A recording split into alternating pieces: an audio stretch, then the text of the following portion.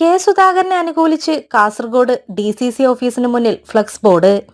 KPCC പ്രസിഡന്റായി Sudhakaran തുടരട്ടെയെന്ന് flux ബോർഡിൽ പറയുന്നു.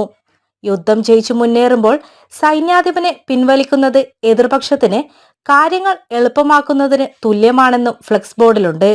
സേവ് കോൺഗ്രസ് കാസർഗോഡ് എന്ന പേരിലാണ് ബോർഡ് സ്ഥാപിച്ചത്. കണ്ണൂർ പയ്യന്നൂരിലും സുധാകരനെ അനുകൂലിച്ച് പോസ്റ്ററുകൾ പതിച്ചു. ജനനായകൻ KS തുടരണമെന്നാണ് പോസ്റ്ററിലുള്ളത്.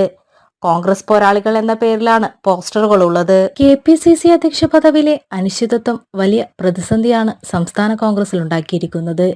പരിഹാരം കാണുന്നതിൽ സംഘടനാ ജനറൽ സെക്രട്ടറി KC വേണുഗോപാൽ അടക്കം പ്രതിരോധത്തിലായതോടെ രാഹുൽ ഗാന്ധി അസാധാരണ നീക്കം നടത്തിയത്.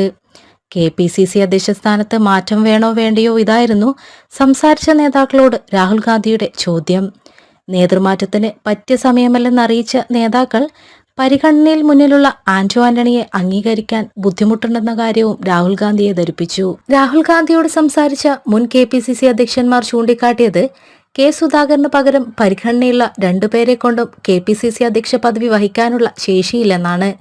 പ്രത്യേകിച്ച് തെരഞ്ഞെടുപ്പുകൾ അടുത്തു വരുന്നതോടെ KPCCയോ UDFനെയോ ശൽപ്പിക്കാനുള്ള കഴിവ് ആന്റോ ആന്റണിക്കും സണ്ണി ജോസഫിനുമില്ലെന്ന് നേതാക്കൾ തുറന്നു പറഞ്ഞു.